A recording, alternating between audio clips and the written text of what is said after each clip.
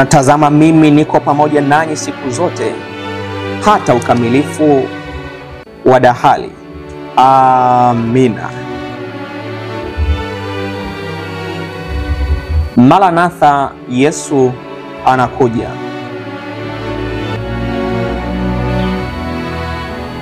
Wanyenyekevu watangaza ujumbe. Januari 9.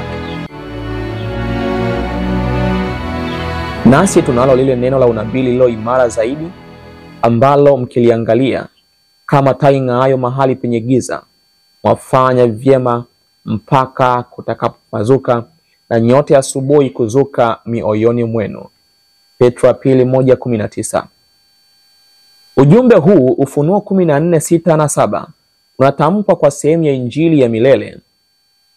Kazi ya kuhubiri injili haijakabidhiwa kwa malaika, lakini imekabidhiwa kwa watu.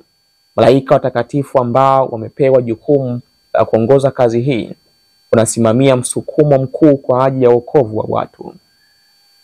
Lakini uhubiri halisi wa injili unafanywa na watumishi wa Kristo hapa duniani. Watu waaminifu waliokuwa watiifu kwa mwongozo ya Roho wa Mungu na mafundisho ya neno lake walikuwa watangaze onyo hili kwa ulimwengu.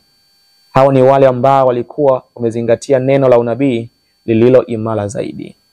Taa ing'aayo mahali penye giza mpaka kutakapopambazuka na nyota ya asubuhi kuzuka. Petro 1:19.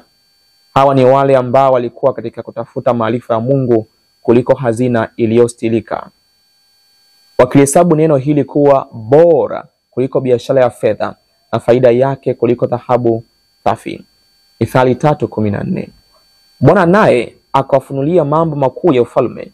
Sifa ya Bwana iko kwa wamchao, naye atawajulisha agano lake.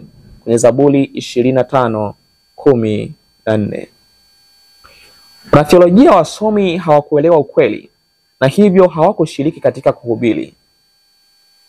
Kama hawa wangekuwa walinzi waaminifu wakiachunguza maandiko kwa bidii na kwa maombi, wangeujua wakati wa usiku unabii ungefungulia matukio yanayokuja. Lakini hawakuchukua nafasi hii na ujumbe ukatolewa na watu waliokuwa nyenyekevu. Yesu alisema, "Enendeni maadamu mnayo nuru hiyo, giza lisije likawaweza." Ni Yohana 12:35. Wale wanaoipa nuru migongo yao, nuru ambayo Mungu ameitoa, au wale wanaodhalau, anatamka, "Yeye anifuataye hata kwenda gizani kamwe, bali atakuwa na nuru ya uzima." Kwenye Yohana 8:12. Yeyote mwenye kusudi thabiti la kutafuta mapenzi ya Mungu, akikubali kwa dhati nuru ambayo tayari imetolewa, atapokea nuru kuu zaidi. Kwa ajili ya roho hii moja, nyota yenye nuru ya mbinguni itatumwa kuongoza katika kweli yote.